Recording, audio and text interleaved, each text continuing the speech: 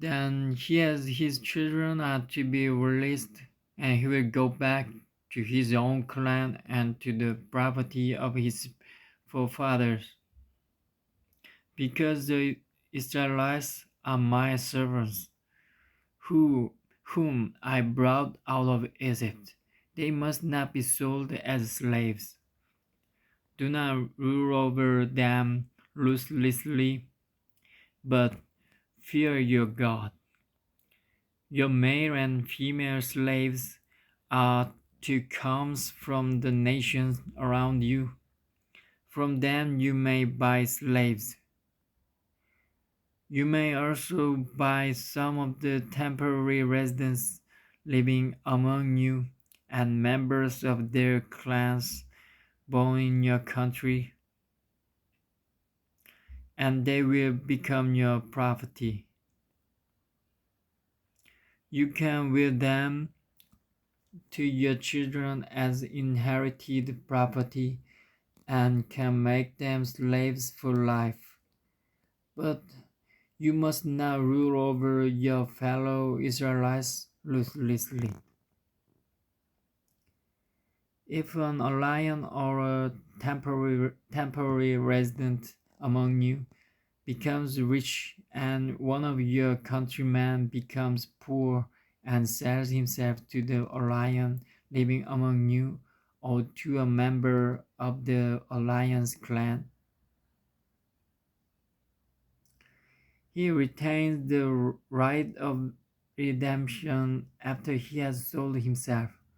One of his relatives may redeem him. An uncle or a cousin or any blood relative in his clan may redeem him. Or if he prospers, he may redeem himself. He and his buyer are to count the time from the year he sold himself up to the year of Jubilee. The price for his release is to be based on the rate paid to a hired man for that number of years. If many years remain, he must pay for his redemption a larger share of the price paid for him.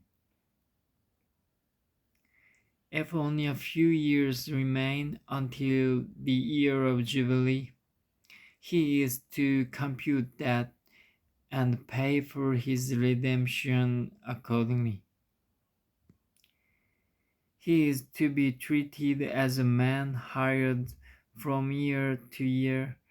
You must see to it that his owner does not rule over him ruthlessly.